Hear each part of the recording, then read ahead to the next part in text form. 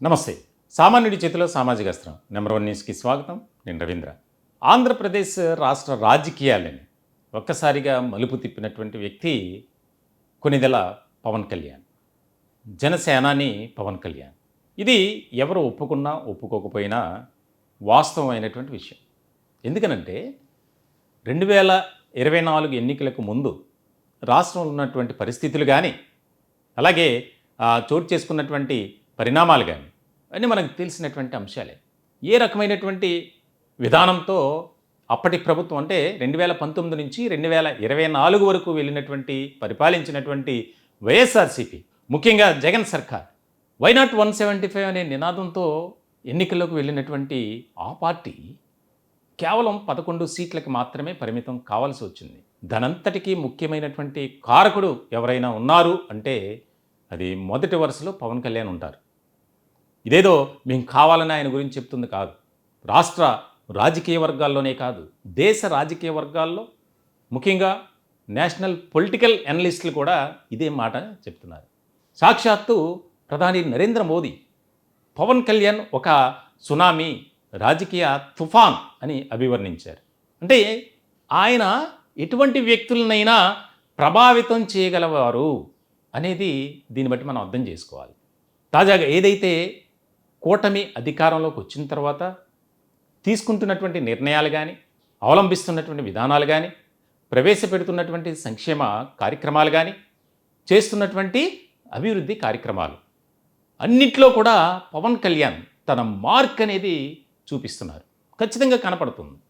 ఎందుకనంటే కేంద్ర ప్రభుత్వం నుంచి కోట్లాది రూపాయల నిధులు తీసుకురావడం, అలా అని చెప్పి తెలుగుదేశం పార్టీలో ఉన్నటువంటి పెద్దలు చేయట్లేదా అని మా ఉద్దేశం కాదు, చేస్తున్నారు. కానీ అంతకు మించి అన్నట్లుగా సేనాని డిప్యూటీ సీఎం పవన్ కళ్యాణ్ ఆయన ఒక రకమైనటువంటి పోరాటం చేస్తున్నారు. రాష్ట్ర ప్రయోజనాల కోసం అని చెప్పొచ్చు. అంటే శాంతియుత పోరాటం.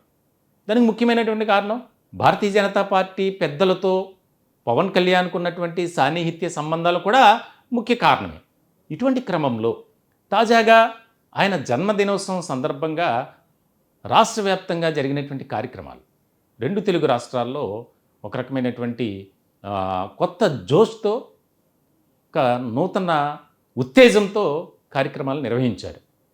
అని ఇప్పుడు కూడా ఆయన బర్త్డేలకు ఇలాగే జరుగుతుంటాయి. కానీ ఈసారి బర్త్డే ఆయనకు ఒక స్పెషల్ అని చెప్పొచ్చు. అటు మెగా ఫ్యామిలీ కానీ, మెగా అభిమానులు కానీ, జన సైనికులు కానీ, లాస్ట్కి కూటమిలో ఉన్నటువంటి ఆయా పార్టీల నేతలు, అంటే తెలుగుదేశం పార్టీ, భారతీయ జనతా పార్టీ, ఈ 2 పార్టీ నేతలతో పాటు మరికొంతమంది బయట ఉన్నటువంటి పార్టీలు వారు కూడా పవన్ కళ్యాణ్ను పొగుడుతూ పోస్టులు పెట్టినటువంటి సందర్భం. ఇక్కడ ఆసక్తికరమైనటువంటి చర్చ ఏంటంటే, ప్రస్తుతం రాజకీయ వర్గాల్లో వినిపిస్తుంది పవన్ కళ్యాణ్ బాటలోనే తెలుగుదేశం పార్టీ నేతలు, ప్రధానంగా నారా చంద్రబాబు నాయుడు కావచ్చు, లోకేష్ కావచ్చు, ఇతర ప్రముఖులు ఆయన బాటలోనే నడుస్తున్నారు. ఎందుకనంటే రాజకీయాలకు, క్రమశిక్షణ కలిగినటువంటి రాజకీయాలకు బ్రాండ్ అంబాసిడర్గా పవన్ కళ్యాణ్ ఆయన విధానాలు ఉంటాయి, ఆయన నిర్ణయాలు ఉంటున్నాయి, ఆయన నైతిక విలువలకు లోబడి ప్రజాస్వామ్యబద్ధంగా పనిచేస్తూ ముందుకు వెళ్తున్నారు. మనం చూసాం. అసలు ఆయన బాధ్యతలు స్వీకరించిన తర్వాత ఒక గిన్నీస్ రికార్డ్ అనేది క్రియేట్ చేశారు. ఒకే రోజు 1000 పంచాయతీలకు సంబంధించినటువంటి సమావేశాలు నిర్వహించడం, అలాగే ఆ పంచాయతీలకు నిధులు విడుదల చేయటం. ఇప్పటి వరకు గ్రామ పంచాయతీల పరిస్థితి ఎలా ఉందో మనకు తెలుసు, దాని గురించి ప్రత్యేకంగా చెప్పక్కర్లా. గత ప్రభుత్వ నిర్లక్ష్య ధోరణితో పంచాయతీల అభివృద్ధి కుంటుపడినటువంటి సందర్భంలో ఆయన ఏ విధంగా తీసుకొచ్చారు, ఏ విధంగా డెవలప్ చేశారనేది ప్రత్యేకంగా చెప్పక్కర్లా. ఇటువంటి క్రమంలో తెలుగుదేశం పార్టీ నాయకులు కొంతమంది జనసేనాని, అలాగే జనసేనలో ఉన్నటువంటి కొంతమంది నాయకులపై దుష్ప్రచారం చేసినా, సోషల్ మీడియా వేదికగా కామెంట్స్ పెట్టినా ఎప్పుడూ కూడా ఎక్కడా కూడా ఆయన తొట్టిల్ల పాలెం, ఆయన ఎక్కడా కూడా తొందరపడల. ఎందుకనంటే ఆయన క్యారెక్టర్ అది. ఆయన చేసేటువంటి దిశానిర్దేశం కానీ, ఆయన ఇచ్చేటువంటి ఆదేశాలు కానీ, సూచనలు కానీ, సలహాలు కానీ పార్టీలో ఉన్నటువంటి నాయకులకు ఒక భరోసానిస్తుంది.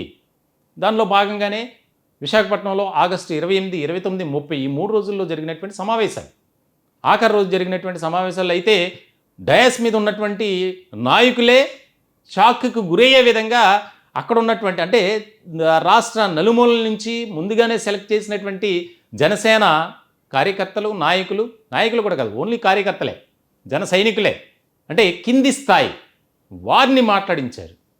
అక్కడే సేనాని అనేది నిరూపితమైంది. నిజంగా జనసేనాని పవన్ కళ్యాణ్, ఆయన పార్టీని నడిపించే విధానం కానీ, ఆయన తీసుకునే నిర్ణయాలు కానీ దేశంలో ఏ రాజకీయ నాయకుడు కూడా చేయరు అనేది స్పష్టమైంది. ఇటువంటి సందర్భంలో ఎప్పుడూ లేని విధంగా పవన్ కళ్యాణ్ గురించి తెలుగుదేశం పార్టీలో ఉన్నటువంటి ముఖ్యంగా చంద్రబాబు నాయుడు, లోకేష్ అభినందిస్తూ జన్మదినోత్సవం సందర్భంగా చేసినటువంటి ట్వీట్స్ కూడా రాజకీయంగా ఒక చర్చనీయాంశమైనటువంటి టాపిక్గా మారే చాలా చాలా కీలకమైనటువంటి అంశం ఇది. ఎందుకనంటే రాష్ట్ర రాజకీయాల్లో ఏ క్షణమైనా ఏదైనా జరగబోతుంది అనే చర్చ జరుగుతున్నటువంటి నేపథ్యంలో బర్త్డే సందర్భంగా వారు చేసినటువంటి ట్వీట్స్, శుభాకాంక్షలు చాలా ప్రాధాన్యత కలిగినటువంటి అంశంగా మారాయి. ముఖ్యంగా ఏదైతే ముఖ్యమంత్రి నారా చంద్రబాబు నాయుడు ఆయన చేసినటువంటి ట్వీట్ ఒకసారి చూద్దాం. పవన్ కళ్యాణ్ పుట్టినరోజు సందర్భంగా మిత్రులు ఉప ముఖ్యమంత్రి పవన్ కళ్యాణ్ గారికి హృదయపూర్వక జన్మదిన శుభాకాంక్షలు. అడుగడుగున సామాన్యుడి పక్షం, అణువణువున సామాజిక స్పృహ, మాటల్లో పదును, చేతల్లో చేవ, జన సైన్యానికి ధైర్యం, మాటకి కట్టుబడే తత్వం, రాజకీయాల్లో విలువలకు పట్టం, స్పందించే హృదయం అన్నీ కలిస్తే పవనిజం అని నమ్మే అభిమానుల, కార్యకర్తల, ప్రజల దీవెనలతో మీరు నిండు నూరేళ్లు వర్ధిల్లాలి, మరెన్నో విజయ శిఖరాలను అందుకోవాలి, పాలనలో రాష్ట్రాభివృద్ధిలో మీ సహకారం మరువలేనిది అని తెలియజేస్తూ మీకు పుట్టినరోజు శుభాకాంక్షలు అని చెప్పి ఇద్దరు కలిపి ఉన్నటువంటి ఫోటో ఒకటి పెట్టినటువంటి పరిస్థితి. అలాగే ఆయన కుమారుడు మంత్రి నారా లోకేష్ చేసినటువంటి ట్వీట్ కూడా, వెండి తెరపై అభిమానులను అలరించిన పవర్ స్టార్ జనహితమే అభిమతంగా రాజకీయాల్లో ప్రవేశించి పీపుల్ స్టార్గా ఎదిగారు. ప్రజల కోసం తగ్గుతారు, ప్రజాస్వామ్యాన్ని గెలిపించేందుకు నెగ్గి తీరుతారు. సొంత తమ్ముడు కంటే ఎక్కువగా నన్ను అభిమానించి అండగా నిలిచిన పవనన్నకు హృదయపూర్వక పుట్టినరోజు శుభాకాంక్షలు. ఇప్పుడు ఈ రెండు ట్వీట్లు రాజకీయంగా అత్యంత ప్రాధాన్యత కలిగించే విధంగా ఉన్నాయి. పవన్ కళ్యాణ్ను సొంత సామాజిక వర్గంలోనే అనేక మంది అనేక రకాలుగా మాట్లాడినటువంటి పరిస్థితి, దూషించారు, కించపరిచే విధంగా మాట్లాడారు, అవమానపరిచారు. అయినా సరే ఆయన వెనక్కి తగ్గల. ఇప్పుడు ఆయన వ్యవహార శైలి, ఆయన ప్రవర్తనను బట్టే మిగిలిన పార్టీ నాయకులు కూడా మారుతున్నారు. మనం కూటమిలో ఉన్నాం, ఆయన వదులుకుంటే తీవ్రమైనటువంటి నష్టం వాటిల్లుతుంది, కాబట్టి మనం చాలా జాగ్రత్తగా ఉండాలి, ఆయనతో రిలేషన్ అనేది కంటిన్యూ చేయాలి, కూటమిలో ఒక మనకు ముఖ్యమైనటువంటి భాగస్వామి కాబట్టి ఆయన మనం వదులుకోకూడదు. ఇది తెలుగుదేశం పార్టీలో జరుగుతున్నటువంటి చర్చగా రాజకీయ వర్గాల్లో డిస్కషన్ నడుస్తుంది. ఎస్, నిజమే అయ్యి ఉండొచ్చు.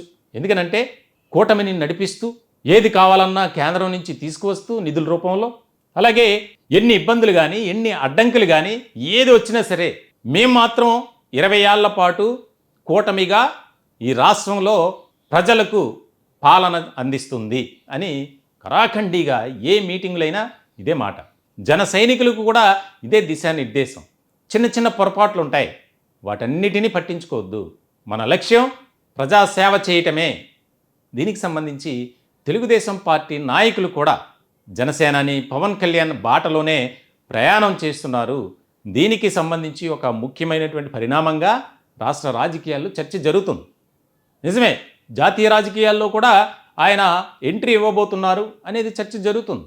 ఎందుకంటే ఆయన మాటలను బట్టే ఎప్పుడైతే 30వ తారీఖున ఆగస్టు విశాఖలో జరిగినటువంటి సమావేశంలో మనకు తుఫాను కంటే ఎక్కువ శక్తి ఉంది, మనం ఏదైనా సరే సాధించగలం, సమర్థవంతమైనటువంటి పార్టీగా మనం నిలబడాలి, కనబడాలి, దానికి సంబంధించి మీరు అటువంటి బాధ్యతతో పనిచేయండి, పదవులు ముఖ్యం కాదు అని చెప్పి ఒక మెసేజ్ ఇచ్చారు. దీనికి సంబంధించి చాలా కీలకమైనటువంటి చర్చ జరుగుతుంది. మెగా ఫ్యామిలీలో కూడా ఒక రకమైనటువంటి ఇంట్రెస్టింగ్ డిస్కషన్ నడుస్తుంది. ఎందుకంటే చిరంజీవి కావచ్చు, రామ్ చరణ్ కావచ్చు, అల్లు అర్జున్ కావచ్చు, అందరూ కూడా సపోర్ట్గా మెసేజ్లు పెట్టినటువంటి విధానం గతంలో అధికారంలో లేనప్పుడు ఒకటి, కానీ అధికారంలోకి వచ్చిన తర్వాత వారు పెట్టినటువంటి పోస్టులు, మరి ముఖ్యంగా తెలుగుదేశం పార్టీ నుంచి ఆ పార్టీలో కూడా అంతర్గతంగా ఒక చర్చ జరుగుతుంది. సో మంచి శుభ పరిణామం. అంటే కూటమి చాలా బలంగా ఉంది, ఐక్యంగా ఉంది. రానున్న కాలంలో కూటమికి ఢోకా లేదు. కూటమిలో బలమైనటువంటి పార్టీ ఏదైనా ఉంది అంటే అది జనసేన అనే చర్చ అయితే బాగా జరుగుతుంది. ఈ టాపిక్పై మీ విలువైనటువంటి అభిప్రాయాలని కామెంట్ రూపంలో తెలియజేయండి. దయచేసి మా ఛానల్ని సబ్స్క్రైబ్ చేసుకోండి. Thank you.